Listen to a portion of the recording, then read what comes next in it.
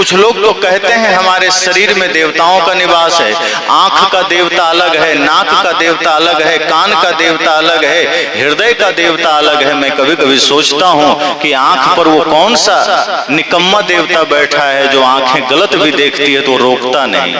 वो देवता कौन सा बैठा है? कम से कम उस देवता को आंखों की रक्षा तो करनी चाहिए कि आंख तो गलत दिशा में ना जाए। वो पैर में कौन देवता बैठा है जो जिन पैरों से आदमी चलकर शराब खाना चला जाता है, जिन पैरों से चलकर आदमी गलत जगह में चला जाता है, भगवान क्यों नहीं रोकता? सवाल यही है कि कबीरपंथी किस भगवान को मानता है। दुनिया जिन्हें मानती है कि ये परब्रह्म परमात्मा है, उनका कोई आधार भी नहीं है, उन्होंने कोई प्रमाण भी नहीं दिया। प्रमाण तब देना होता, मान लो कोई खुदा है, कोई गॉड है, कोई भगवान है, तो उनके उपस्थिति का प्रमाण ये होता कि व्यक्ति एक भाव में जीता, प्रेम में जीता, किसी के अंदर कोई विद्वेष का भाव नहीं होता, किसी के अंदर किसी भी प्रकार का विकार ना होता। एक भगवान अगर इच्छा कर ले कि मैं किसी को बुरा नहीं बनने दूंगा तो वो व्यक्ति बुरा कैसे बन जाएगा? भगवान की इच्छाओं के विरुद्ध जाकर के कोई बुरा बन सकता है? तो आदमी कहता है कि नहीं, भगवान पहले बुरा बनने देते हैं फिर संहार करते हैं। तो ये तो बड़ी मूर्खता वाली बात हो गई। अब आप रास्ते में आ रहे हैं, आप सही सलामत आ सकते हैं, लेकिन आपको पैर धोना है तो क्यों धोना है? गंदा है तभी तो धोना है। अब गंदा नहीं है तो जाकर के झूठे नाली में पैर डाल रहे हैं। अब नाली में डाल लिए अब धोना है, गोबर लगा लिए अब धोना है। अरे गोबर जब नहीं लगा है तो जबरदस्ती क्यों लगाना? नाली में क्यों डालना? गंदगी क्यों डालना? अब कपड़े साफ हैं, साबुन की जरूरत नहीं है, पानी में ही धोया जा सकता है, लेकिन नहीं, हमें तो साबुन से धोना है। अब साबुन से धोना है तो इसमें छींटे मारने पड़ेंगे, गोबर लगाने पड़ेंगे, तभी तो साबुन से धोएंगे। ये तो गलती करने का मौका देना हुआ, ये तो पाप करने का मौका देना हुआ कि भगवान पाप करने का मौका दे रहे हैं कि जाओ तुम दुष्ट बन जाओ, पापी बन जाओ, दुरात्मा बन जाओ, तुम सारे पाप करो, बाद में हम तुम्हारा हिसाब करेंगे। भगवान को चाहिए ये कि कोई आदमी अगर पाप के मार्ग पर जा रहा है तभी रोक दीजिए। माता पिता गुरु यही तो करते हैं। बच्चे अगर बिगड़ने को होते हैं तो माता पिता गुरु रोक देते हैं कि बेटा इस मार्ग पर मत जाना। वो तो उनके पास शक्तियां नहीं होती, वरना वो तो जाने ही ना दे। लेकिन फिर भी माँ बाप और गुरु सदैव प्रयासरत होते हैं कि अपनी संतानें कभी भी गलत मार्ग में ना जाए। भगवान कैसे पिता हैं जो अपने बच्चों को पहले पापी होने देते हैं, चोर बनने देते हैं, अपराधी बनने देते हैं और बाद में आकर के कहते मैं तुम्हें दंड दूंगा। रावण को इतना पाप क्यों करने दिए?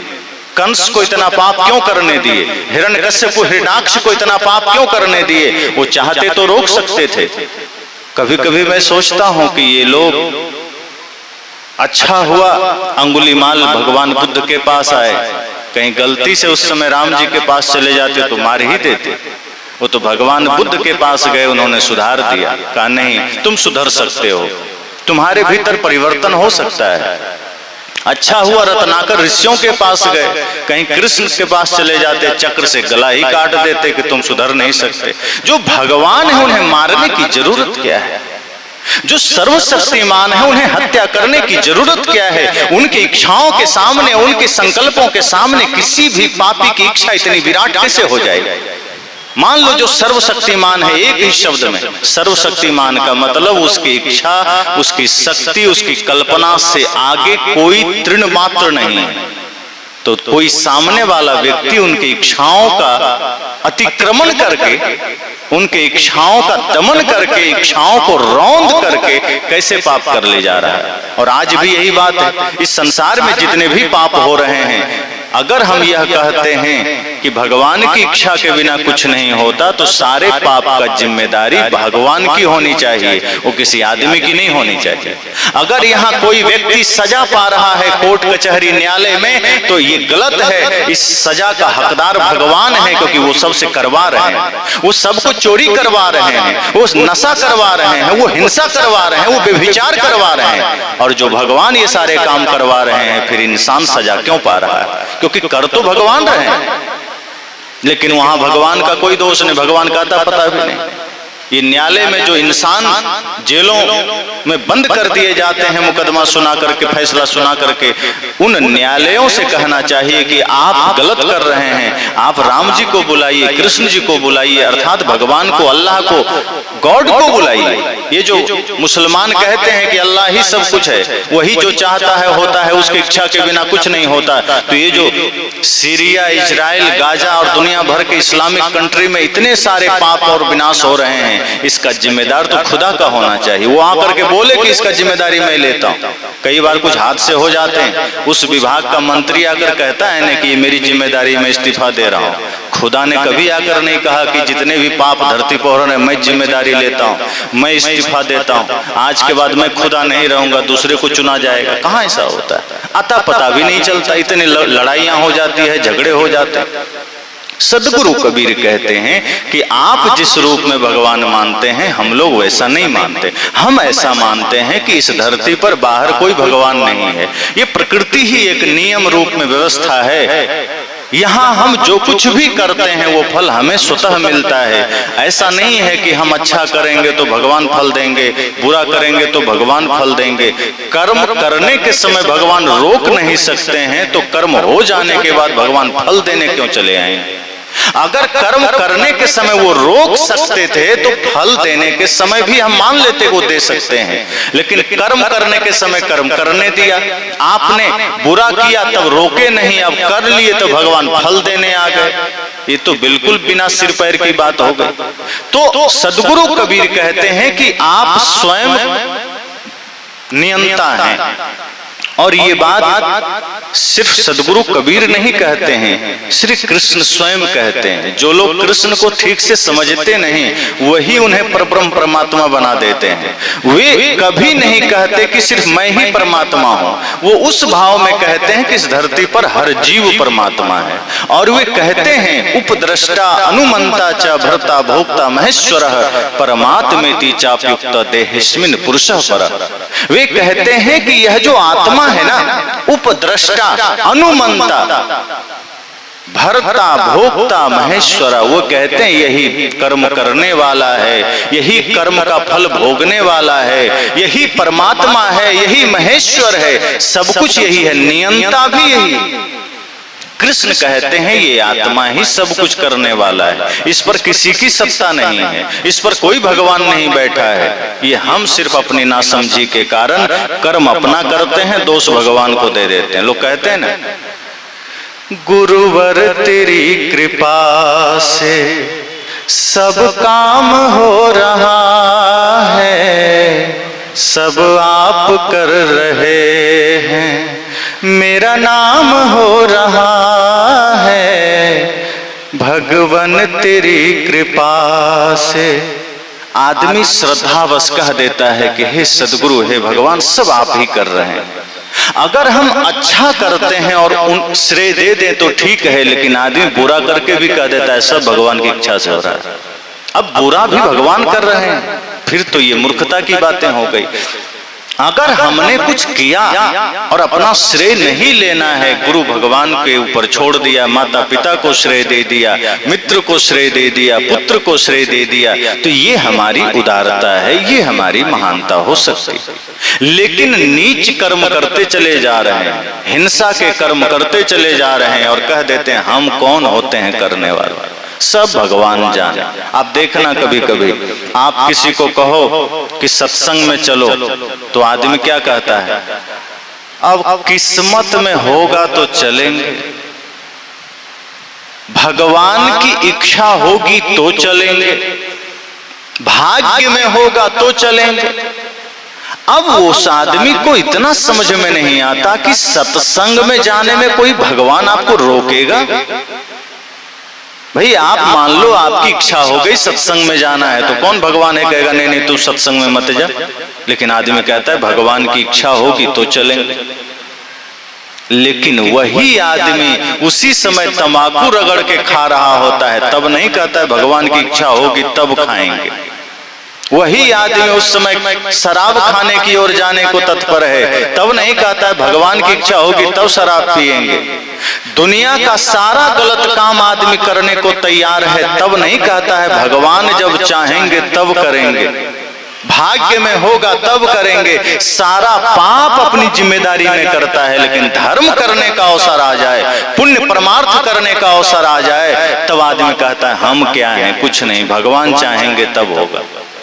मतलब भगवान आपको सत्संग से दूर रखना चाहते हैं, भगवान आपको धर्म से दूर रखना चाहते हैं, भगवान आपको सारे शुभ कर्मों से दूर रखना चाहते हैं, फिर वो भगवान नहीं, वो एक नंबर का शैतान होगा। जो भगवान आपको धर्म से दूर करे, जो भगवान आपको सत्य मार्ग से दूर करे, वो भगवान काहेगा। जो आपके गलत मार्ग में जाने पर रोके नहीं, जो आपके शराब पीने पर रोके नहीं, जो आपके हिंसा करने पर रोके नहीं, वो भगवान नहीं हो सकता। या तो फिर ये कहना बंद कर दीजिए कि सत्संग में जाना है तो भगवान की मर्जी होगी तो जाएंगे। जिस दिन सत्संग का अवसर लगे, जिस दिन धर्म करने का अवसर लगे, जिस दिन पुण्य परमार्थ करने का अवसर लगे, यह संकल्प लीजिए कि बाहरी 1000 काम छोड़ देंगे, पहला धर्म मेरा यही बनता है, मैं ये कर लेता हूं। क्योंकि यह कर्म सीधे हमारे अंतर मन से, आत्मा से जुड़ा है। बाह्य कर्म हमारे शरीर से जुड़ा है। बाहर जो कुछ भी हम करेंगे उसका जुड़ाव शरीर से है, शरीर को फायदा या नुकसान होगा। लेकिन अगर हमने धर्म का काम छोड़ दिया तो ये सीधे आपका नुकसान है, आत्मा का नुकसान है। इसलिए अगर परमार्थ का अवसर लग जाए, कभी धर्म का अवसर लग जाए, तो कल पर मत टाल देना। मैंने प्रथम सत्र में कहा था कि सदगुरु कबीर ने कहा कि काल करे सो आज कर, आज ही कर लेना, इसी क्षण कर लेना। जितने भी धर्म के कार्य हैं, जितने भी पुण्य के कार्य हैं, उसे कल पर मत छोड़ देना। आज आदमी उल्टा करता है, धर्म के कार्य को कल पर टाल देता है। सेवा का कार्य कल कर लेंगे, और चोरी करना है तो कहां कोई चोर कहता है कल कर लेंगे, वो सोचता है आज ही किसी तरह कर लें, पता नहीं कल मौका मिले ना। नशा करना है, कौन कहता है कल कर लेंगे, आज ही नशा कर लेना। झूठ बोलना है, कहां आदमी सोचता है कल झूठ बोलेंगे, अभी ही इसी क्षण झूठ बोलने लग जाता है।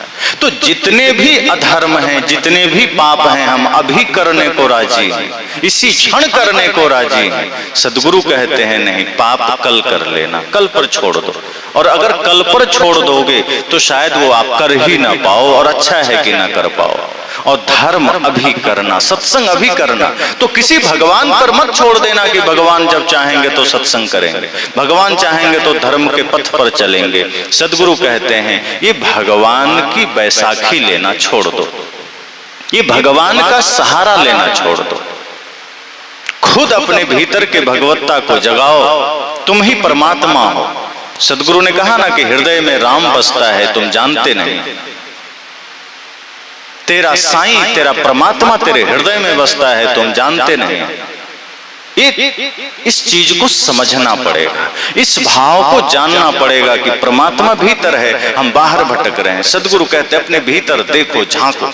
और कृष्ण भी यही कहते हैं, ईश्वर सर्वभूतानां हृदय से अर्जुन तिष्ठति। अर्जुन को शंका हुई कि प्रभु आप ईश्वर ईश्वर की बात करते हैं, ये ईश्वर क्या है, कौन है? कृष्ण कहते हैं जिसमें सारे ऐश्वर्य निवास करते हैं वही ईश्वर है। तो अर्जुन का दूसरा प्रश्न हुआ, रहता कहाँ है? तो कृष्ण कहते हैं कहीं बाहर नहीं रहता है। ईश्वर सर्वभूतानां हृदय से अर्जुन तिष्ठति। ये जितने भी भूत प्राणी हैं, इनके हृदय में ईश्वर रहता है, बाहर खोजने की जरूरत नहीं। और इसी बात को बिल्कुल हिंदी में तुलसीदास जी कहते हैं। प्रभु शब्द वो ज्यादा बोलते हैं। तो लोगों ने कहा कि बाबा आप तो प्रभु शब्द बोलते हैं, ये प्रभु क्या है? तो गोस्वामी जी तो बढ़िया व्याकरण जानते थे। उन्होंने कहा देखो, प्र उपसर्ग है और भू सप्तायाम धातु है, जिसका अर्थ होता है सर्वोत्कृष्ट सत्ता। प्रभु मतलब सर्वोत्कृष्ट सत्ता, प्रभु। तो लोगों ने कहा रहता कहाँ है? तब तुलसीदास जी भी वही बात कहते हैं, प्रकृति पार प्रभु सब उर बासी। गीताकार ने हृदय कहा, हृदय से अर्जुन तिष्ठति। और मानसकार क्या कह रहे हैं? सब उर्वासी। उर मतलब भी हृदय होता है। तो तुलसीदास जी भी कहते हैं कि प्रकृति से परे, अर्थात ये जो जड़ प्रकृति है उससे परे वह प्रभु सभी के हृदय में रहता है। ये माइक में हृदय है क्या? पत्थर में हृदय होता है? पहाड़ में हृदय है? पानी में हृदय है? तो वहां भगवान कैसे मिलेंगे? तुलसीदास जी तो कहते हैं सब उर्वासी, उर अर्थात हृदय में रहता है। तो हृदय जितने भी जीवित प्राणी हैं उसी के पास होता है, किसी निर्जीव के पास हृदय नहीं होता। इसका मतलब है कि परमात्मा को खोजने के लिए पहाड़ों में जाने की जरूरत नहीं है, मंदिरों में जाने की जरूरत नहीं है।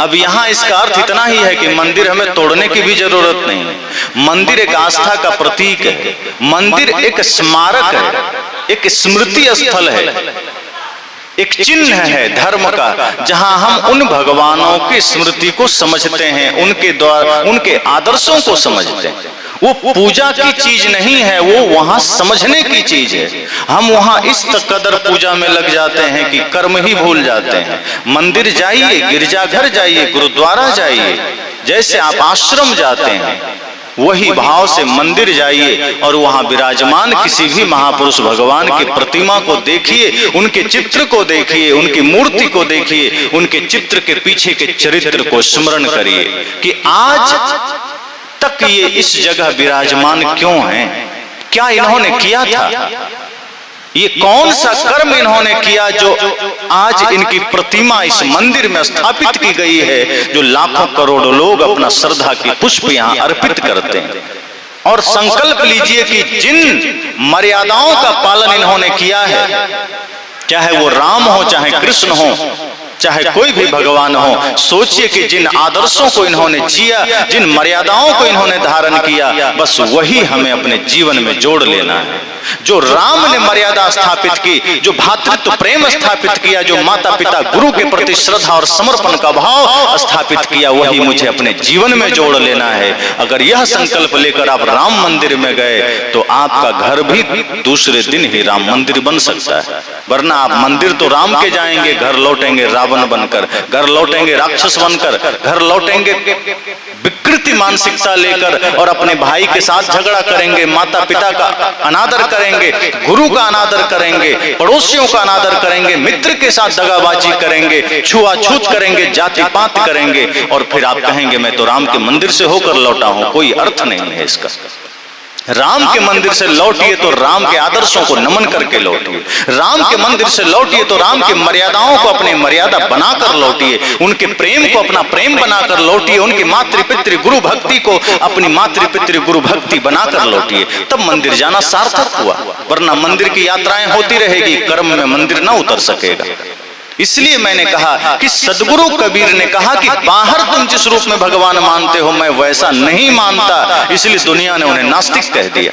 वे कहते हैं मैं सबके हृदय में भगवान मानता हूं, इसलिए सबसे बड़े आस्तिक सदगुरु कबीर साहब हैं, क्योंकि वो जैसा है वैसा मानते हैं, वो कल्पनाओं में नहीं जीते हैं, वे यथार्थ में जीते हैं। वे कहते हैं कि मैं यथार्थ बात करता हूं, मैं जैसा है वैसा कहता हूं, जो है वैसा कहता हूं, सबके घट में परमात्मा है, मैं ऐसा मानता हूं, ऐसा है भी। और इसलिए मेरी नजर में माता पिता गुरु ही भगवान हैं, अर्थात जितने भी जीव हैं उनके भीतर परमात्मा है, सब भगवान का स्वरूप है, सबके साथ प्रेम करो।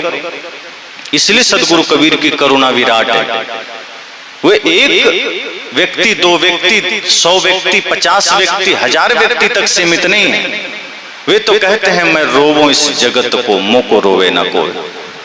अब सोचो, ये छोटी बात नहीं है, सुनने में छोटी लगती कि मैं रोवूं इस जगत को। कौन ऐसा होगा जो पूरे जगत को रोएगा? किसके भीतर इतना सामर्थ्य है? कोई अपने बेटा के लिए रोता है, कोई बेटी के लिए, कोई पत्नी के लिए, कोई पति के लिए, कोई माँ के लिए, कोई पिता के लिए, कोई किसी से प्रेम करता है, प्रेमी प्रेमिका के लिए, कोई धन के लिए, कोई पद के लिए। सदगुरु कबीर कहते हैं नहीं, इन सारे दायरों से मैं ऊपर हूं, मैं जगत के लिए रोता हूं।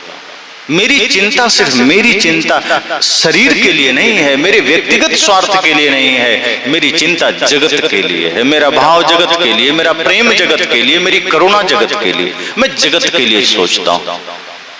किसी की करुणा इतनी विराट हो सकती है, जो एक छोटे से जीव को लेकर के बड़े से बड़े जीव के लिए उतनी ही करुणा हो, एक साधारण मनुष्य से लेकर बड़े बड़े राजा महाराजा के लिए उतनी ही करुणा हो।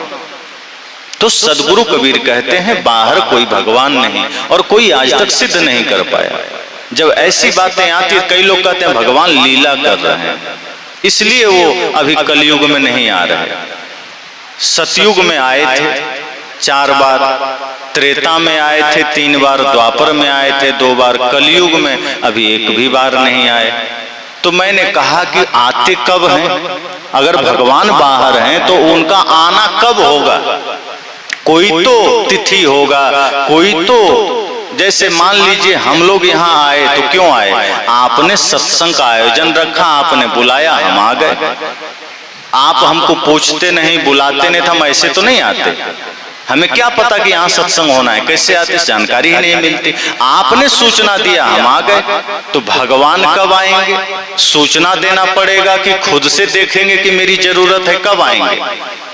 तो लोग उदाहरण दे देते हैं, यदा यदा हि धर्मस्य ग्लानिर्भवति भारत अभ्युत्थानम धर्मस्य तदात्मानं सृजाम्यहम् परित्राणाय साधूनां विनाशाय च दुष्कृतां धर्म संस्थापनार्थाय संभवामि युगे युगे। या फिर तुलसीदास जी की वाणी कह देते हैं, जब जब होए धर्म की हानि। बात वही है कि जब धरती पर पाप बढ़ जाएगा, जब धरती पर अत्याचार बढ़ जाएगा, जब धरती पर अनाचार बढ़ जाएगा, संपूर्ण रूप से चारों ओर पाप ही पाप होगा, भगवान का आगमन हो जाएगा। तब मैं तुरंत सवाल करता हूं कि सतयुग में तो कहा गया चारों चरण पुण्य से भरा था, तो 4 भगवान क्यों आए? क्योंकि भगवान धरती पर आते हैं पाप बढ़ने पर। सतयुग में कौन सा पाप था? क्योंकि कहा गया सतयुग चारों चरण पुण्य से भरा हुआ है। तो जब सतयुग चारों चरण पुण्य से भरा है तो भगवान क्यों आ गए? क्या जरूरत पड़ गई? उसके बाद त्रेता में 3 चरण पुण्य है, 1 चरण पाप है, तो 1 भगवान को आना चाहिए, 3 आ गए। या तो उस समय काम कम रहा होगा, खाली बैठे होंगे, चलो चलते हैं, चल दिए, तो 3 भगवान आ गए। सतयुग में 4 आए, कौन कौन? मच्छ, कच्छ, बराह और नरसिंह। ये 4 भगवान कब आए? सतयुग में आए। और त्रेता में वामन, परशुराम और राम, ये 3 त्रेता में आ गए। अब द्वापर का मामला थोड़ा ठीक जंचता है।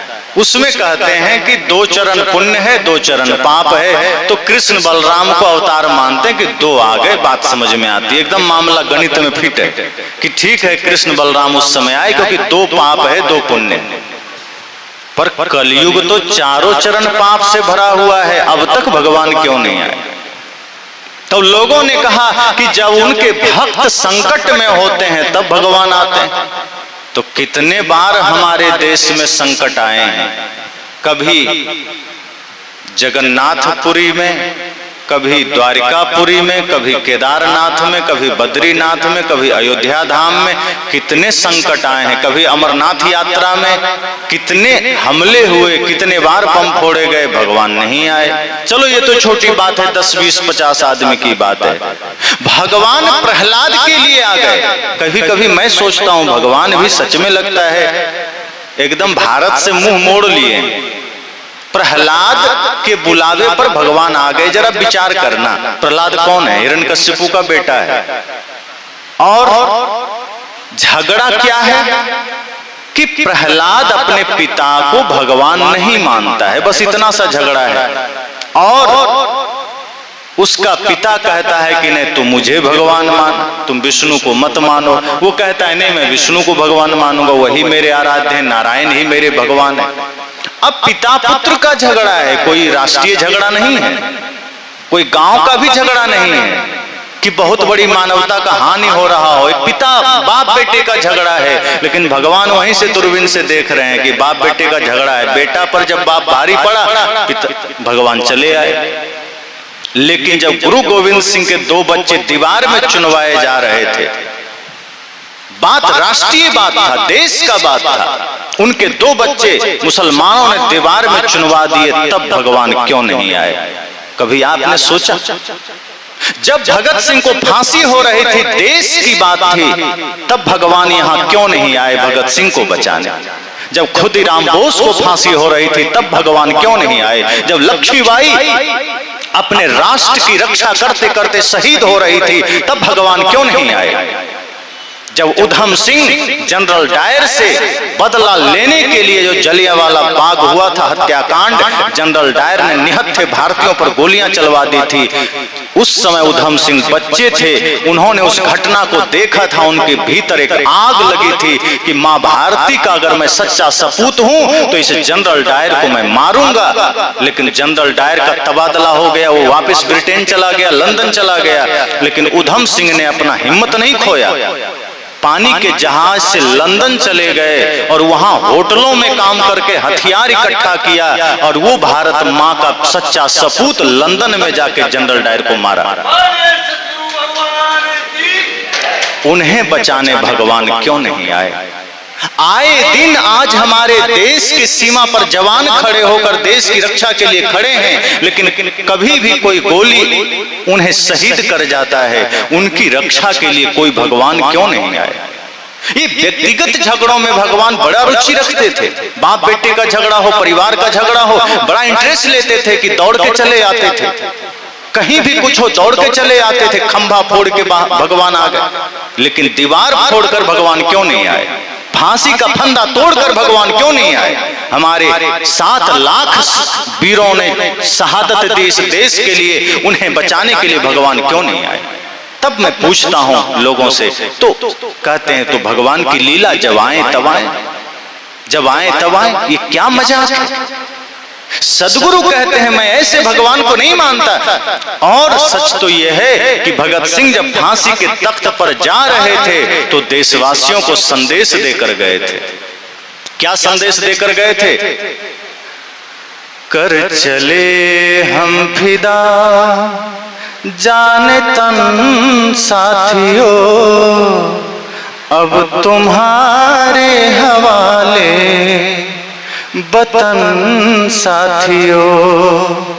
उन्होंने ये नहीं कहा कि अब हनुमान जी के हवाले वतन साथियों, उन्होंने ये नहीं कहा कि अब राम जी के हवाले वतन साथियों, अब शिव जी के हवाले वतन साथियों। उन्होंने जाना।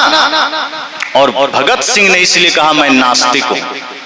लोगों ने उन्हें कहा कि तुम भगवान क्यों नहीं मानते? भगत सिंह ने कहा 800 साल मुगलों ने इस देश को गुलाम बना के रखा, भगवान कहां थे?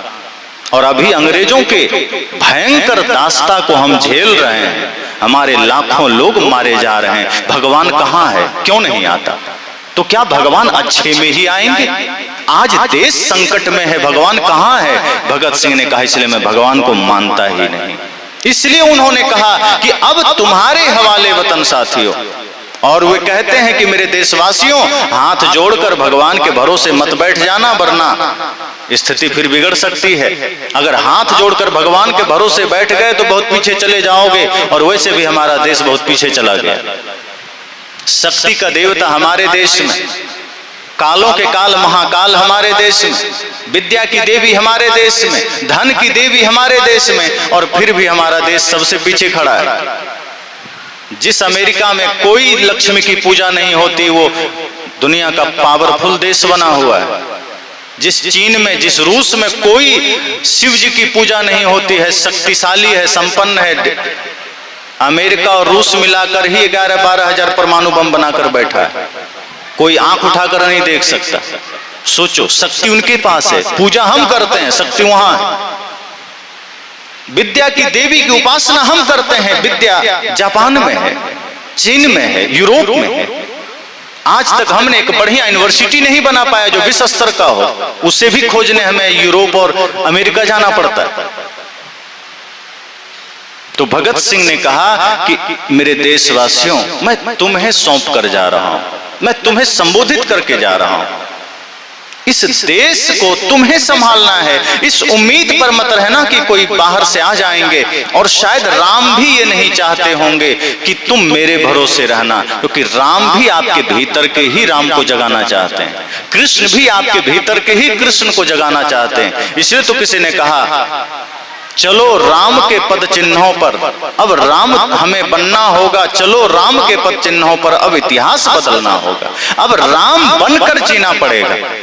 अब प्रतीक्षा मत करो। राम के जीवन में संकट आया, कहां प्रतीक्षा किया, खुद उन्होंने उसका सामना किया, खुद उसका प्रतिकार किया। अगर देश समाज पर कोई संकट आ जाए तो हाथ जोड़कर ऊपर मत ताकने लग जाना, बल्कि उसी देशभक्ति गीत के लास्ट की पंक्तियां सुनिए। क्या कहा उन्होंने? खींच दो अपने खून से जमी पर लकीर, इस तरफ आने पाए न रावण कोई, तोड़ दो हाथ अगर हाथ उठने लगे, छूने पाए न सीता का दामन कोई, राम भी तुम्हें लक्ष्मण साथियों, अब तुम्हारे हवाले वतन साथियों। उन्होंने कहा कि अब अपने आप को ऐसा बनाना कि जैसे राम तुम ही हो, लक्ष्मण तुम ही हो, और जब तुम ही राम बनकर जियोगे, तुम ही लक्ष्मण बनकर जियोगे, तो फिर दोबारा कोई रावण हमारी माँ बहन बेटियों के तरफ हाथ बढ़ाने का सामर्थ्य लेकर नहीं आ सकता है। एक भूल हो गई तो हो गई, जो कभी रावण ने माँ सीता पर किया था, लेकिन अगर आज तुम राम बन जाओ, अगर घर घर राम का सामर्थ्य इकट्ठा कर लो, प्राप्त कर लो, तो दोबारा अपनी ही माँ बहन बेटियों पर कुदृष्टि करने वाले पहले 1000 बार सोचेंगे। लेकिन आज क्यों ऐसा है? आज जब कोई बहन रास्ते में निकलती है तो उसे ये गर्व महसूस क्यों नहीं होता कि बगल कोई युवक खड़ा है, तो उसके भीतर ये भाव जागृत हो सके कि मेरा ही कोई भाई खड़ा है, मैं निश्चिंत होकर जा सकती हूँ। और अगर कोई युवक खड़ा है तो उसे ये महसूस क्यों नहीं होता कि मेरी ही कोई बहन जा रही है, सुरक्षित इसे घर पहुंचा देना है? ऐसा क्यों नहीं होता? अपने ही मोहल्ले, अपने ही गांव, अपने ही शहर के लड़कों से आज हमारी बहनें क्यों भयभीत हो जाती? क्योंकि कहीं ना कहीं उन युवाओं में जो देश के कर्णधार बन सकते हैं, उन युवाओं में जो देश का नेतृत्व कर सकते हैं, कहीं ना कहीं वो राक्षसी, वो दैत्य दानवी प्रवृत्ति ने डेरा डाल दिया है, जो दूसरों पर कुदृष्टि करने पर बाध्य कर रही है। इसलिए मैंने कहा कि भगवान अगर मानना है तो इस रूप में मानो कि सबके अंदर भगवान है, फिर कोई किसी के साथ बुरा नहीं करेगा। तो सदगुरु कबीर ने कहा कि तुम जिस रूप में भगवान मानते हो, मैं वैसा मानता ही नहीं, क्योंकि वैसा है ही नहीं। मैं ये मानता हूं कि जितने भी जीवित प्राणी हैं वो भगवान हैं, और इस रूप में माता पिता गुरु सब भगवान है। छोटे छोटे बाल गोपाल ही नंद गोपाल हैं, उन्हीं को उस भाव से मानिए, उन्हीं को दिव्य संस्कारों से सजाइए। लेकिन आप भगवान कृष्ण के मंदिर जाएंगे, वहां मक्खन खिला कर आएंगे, और अपना बेटा चुपके से गुटखा खा रहा है, आपको ख्याल भी नहीं है। आप बाहर बैल पर जाकर घी लपेट कर आएंगे, जो पत्थर का बैल है, और ओरिजिनल बैल आपके खेत में आ जाए तो लाठी से भगा देंगे कि क्यों आ गया। पत्थर का चूहा गणेश जी के मंदिर में है तो मोदक खिलाने जाएंगे, और ओरिजिनल चूहा के लिए चूहादानी और दवाई लेके मारेंगे। पत्थर का सांप शिव जी के गले में है, उसको दूध पिलाने जाएंगे, ओरिजिनल नाग कहीं घर में आ जाए तो मारने लगते हैं। सदगुरु कहते हैं सजग हो जाइए, अपने ही बालकों में, अपने ही संतानों में भगवान का दर्शन करके तो देखो। एक माता पिता के लिए संतों ने कहा है कि माता पिता की वाणी सत्य होती है अपने पुत्र के लिए, लेकिन आज माता पिता अपने बच्चों के लिए सजग नहीं है, जागरूक नहीं है। वे भरोसे में है कि कुछ हो जाएगा, अपने हो जाएगा। इसलिए आपके बच्चे पढ़ लिख करके विद्वान तो बन जाते हैं, वो चरित्रवान नहीं बन पाते, वो सच्चा इंसान नहीं बन पाते। वे पढ़ लिख कर धनवान तो बन जाते हैं, लेकिन वो सच्चा इंसान नहीं बन पाते। क्या होगा पढ़ाई का? संतों ने कहा एक अच्छी शिक्षा आपके बच्चे को डॉक्टर बना देगी, इंजीनियर बना देगी, वकील बना देगी, लेकिन इंसान तो नहीं बना पाएगी। इंसान तो माता पिता के प्रबल संस्कारों से बनेगा, आपके प्रयासों से बनेगा, आपके मेहनत से बनेगा। इसलिए मैंने कहा सजग हो जाइए और इस भरोसे मत रहिए कि बाहर कोई भगवान है। अगर आप ये मानते हैं कि आप मंदिर में भगवान मान करके आस्तिक हो गए, सदगुरु कबीर कहते हैं आप सबसे बड़े नास्तिक हैं। आस्तिक होने का मतलब है कि आप अपने होने को स्वीकार करिए कि आप हैं, आप कुछ कर सकते हैं, आप सही करिए, प्रेम के मार्ग पर चलिए, धर्म के मार्ग पर चलिए। जब भी मैं धर्म की बात करता हूं कि धर्म के मार्ग पर चलिए, तो इसका अर्थ इतना ही समझ जाना कि वो मार्ग प्रेम का होगा, वो मार्ग सत्य का होगा, वो मार्ग अहिंसा का होगा, वो मार्ग करुणा भक्ति का होगा। जब मैं कहता हूं धर्म के मार्ग पर चलिए, तो इसका अर्थ यह नहीं होता कि हिंदू धर्म पर या इस्लाम या बौद्ध या जैन या ईसाई, नहीं, वैसे भी ये धर्म नहीं है, मजहब है। धर्म तो सिर्फ इंसानियत है, मानवता है, जो कह लीजिए, प्रेम है, सत्य है। सदगुरु कबीर कहते हैं जहां दया तहां धर्म है। वे नहीं कहते जहां हिंदू तहां धर्म है, वे नहीं कहते जहां इस्लाम तहां धर्म है, कि जहां बौद्ध तहां धर्म है। वे कहते हैं जहां दया तहां धर्म है। सदगुरु कबीर ने दया को धर्म कहा, तुलसीदास जी ने सत्य को धर्म कहा, धर्म न दूसर सत्य समाना, कि जहां सत्य है वहीं धर्म है। लेकिन किसी ने कहा कि तुलसीदास जी आपने सत्य को धर्म कहा, तो ये अहिंसा क्या है? अब तुलसीदास जी भी चकरा गए, उन्होंने कहा मैंने सत्य को धर्म कह दिया, अब अहिंसा को क्या कहूं? तो व्याकरण जानते थे, उन्होंने फिर अहिंसा शब्द में क्या जोड़ दिया? परम धर्म श्रुति विदित अहिंसा, परम शब्द जोड़ दिया कि बाकी सब तो धर्म है, लेकिन जहां अहिंसा है वो परम धर्म है, श्रेष्ठ धर्म है। तो हमारे संतों ने सत्य को धर्म कहा, दया को धर्म कहा, प्रेम को धर्म कहा और अहिंसा को धर्म कहा। तो जब भी मैं धर्म की बात करता हूं या हमारे ऋषि मुनि महर्षि धर्म की बात करते हैं, उसका अर्थ इतना ही होता है कि वह मार्ग जो प्रेम का है, वह मार्ग जो सत्य का है, अहिंसा का है, करुणा का है। तो अगर हम प्रेम के मार्ग पर हैं, सत्य के मार्ग पर हैं, तो हम धार्मिक हैं।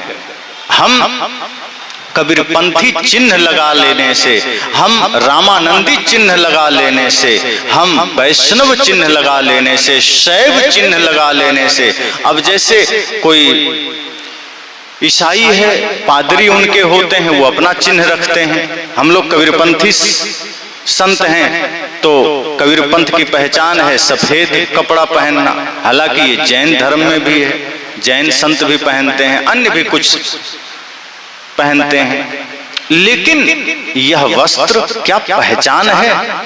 वस्त्र हमारा परिचय है। सदगुरु कहते हैं ज्ञान आपका परिचय है। वेश देख मत भूलिए, बूझ लीजिए ज्ञान, बिना कसौटी होत नहीं कंचन की पहचान। किसी भी व्यक्ति की पहचान उसके कर्म से है, उसके ज्ञान से है, उसके व्यक्तित्व से है। तो सदगुरु कहते हैं आप अपने व्यक्तित्व को निखारिए, तब समझना कि आपने अपना कर्तव्य पूरा किया। जब माता पिता योग्य होंगे, उनका व्यक्तित्व निखरेगा, उनका जीवन पवित्र बनेगा, तो वही आदर्श उनके संतानों में उतरेगा। और जब आपके संतान भी आदर्शवान होंगे, आपकी संतानें भी चरित्रवान होंगे, इंसान बनेंगे, तब आपका कर्तव्य पूरा हो सकता है। और फिर आपने कुछ किया। अगर आप हाथ पर हाथ धरे बैठे रह गए कि प्रभु कृपा करना, कि बेटे को योग्य बना देना, तो प्रभु कृपा नहीं करेंगे। क्योंकि जिन प्रभु से आप आशीर्वाद मांग रहे हैं, उन्हें खुद वन में जाकर के बहुत मेहनत करनी पड़ी थी। जिस कृष्ण से आप कृपा मांग रहे हैं, उन्हें खुद जीवन भर बहुत संघर्ष करना पड़ा था। वे कृष्ण संघर्ष करके ये प्रेरणा हमें देते हैं कि तुम्हें भी करना पड़ेगा। अगर तुम प्यासे हो तो तुम्हें भी कुआं तक जाना पड़ेगा, तुम अगर दुख में हो तो तुम्हें भी डॉक्टर के पास जाना पड़ेगा। ये बैठकर कुछ नहीं होता। तो सदगुरु कबीर कहते हैं कि नास्तिक वो है जो सत्य को अस्वीकार करता है, जो पत्थर में तो भगवान मानता है लेकिन जिंदा में भगवान नहीं मानता, वो एक नंबर का नास्तिक है। और आस्तिक वह है जो सत्य मानता है, जो समस्त जीवों में परमात्मा को देखता है, जो सभी प्राणियों में भगवान को देखता है, जो माता पिता गुरु का सम्मान करता है। समझना उसी में वही नास्तिक नहीं बल्कि आस्तिक है। और आप देखें ज्यादातर यही चलता है कि जो आदमी इस धरती पर न्याय दर्शन को मानता है, योग दर्शन को मानता है, मीमांसा दर्शन को मानता है, वैशेषिक दर्शन को मानता है या फिर वेदांत दर्शन को मानता है, वही सिर्फ आस्तिक है।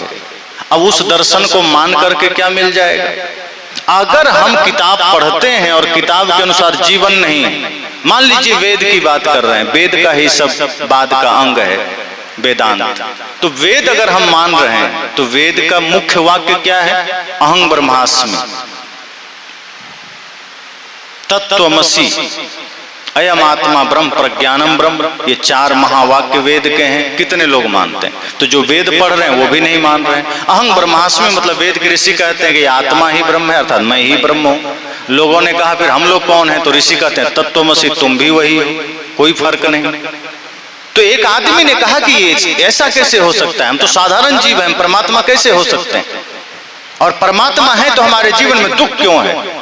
तो दुख हमारे कर्मों के वजह से है। अगर हम कर्म पवित्र कर लेंगे तो भीतर का परमात्मा भाव जाग जाएगा।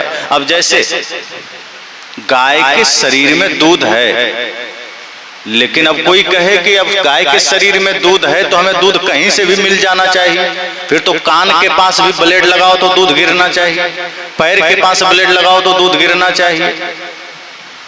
थन से ही दूध क्यों आता है? और थन में भी ब्लेड मार दो तो दूध नहीं आएगा, खून आएगा। तो दुहने से ही दूध क्यों आता है? इसी तरह मेहंदी के पत्ते में लाल रंग है, लेकिन तोड़ तोड़ के देखो तो कहीं लाल दिखेगा नहीं।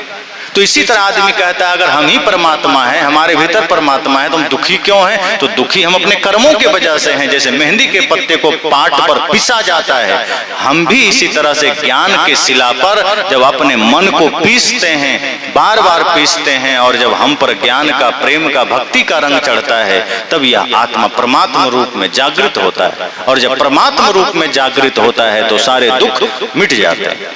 लेकिन जब तक हम तपस्या नहीं करेंगे, ध्यान नहीं करेंगे तो कैसे होगा? अब कोई विद्यार्थी पढ़ रहा है, मान लीजिए आपके बगल में किसी कॉलेज में या विश्वविद्यालय में पढ़ रहा है।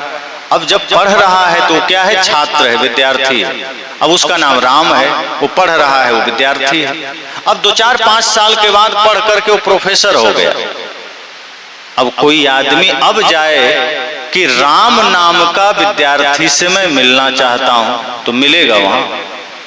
राम नाम का विद्यार्थी नहीं मिलेगा। तब क्या परिचय देना होगा?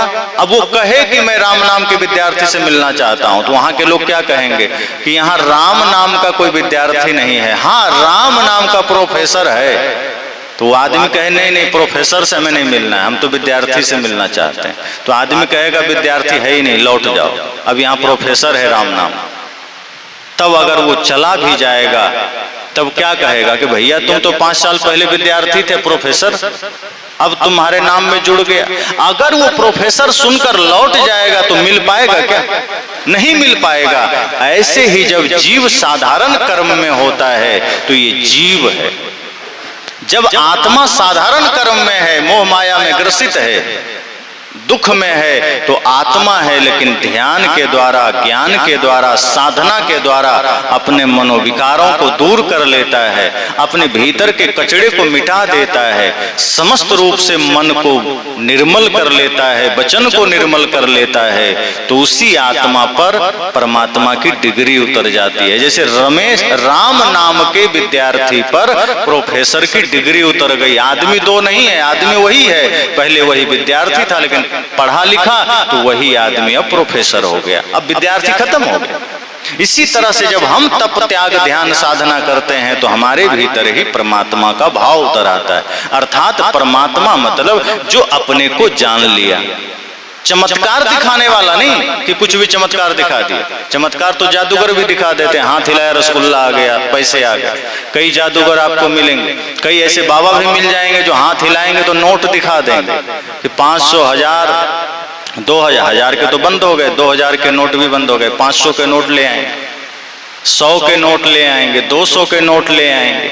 अगर कोई बाबा इतने सारे नोट हाथ हिलाकर ला सकते थे तो रिजर्व बैंक तो उनके घर में होना चाहिए, क्योंकि सारे नोट वो छाप सकते थे, सब कुछ कर सकते थे, लेकिन नहीं, उतना दिखा करके वो भी कह रहे हैं कि 500 रुपये हमको दे दो, 1000 दे दो। जब तुम खुद ही 1500 छाप रहे हो, फिर दूसरों से तुम दिखाने का पैसा क्यों ले रहे हो?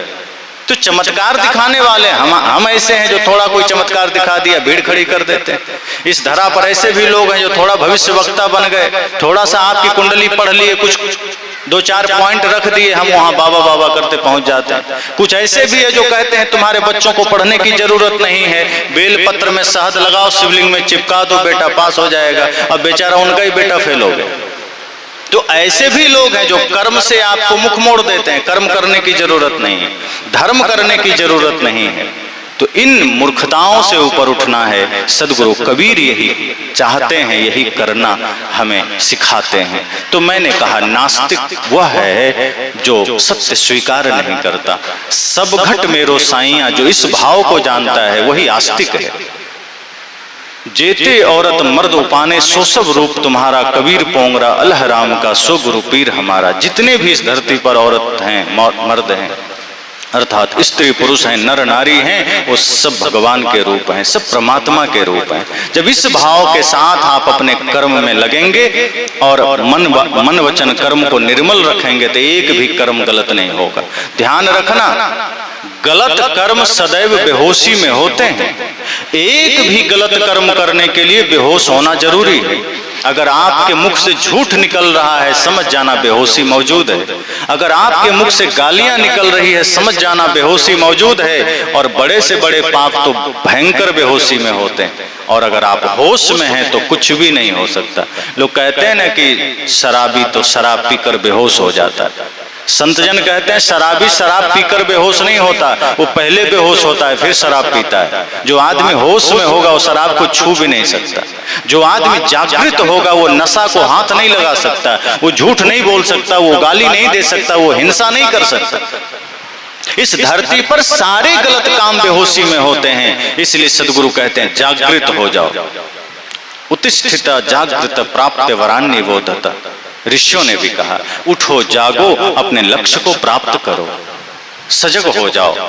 तो इसलिए इस सत्संग के माध्यम से हम सबको यह समझना है, जानना है कि आस्तिकता और नास्तिकता शब्दों का फेर है।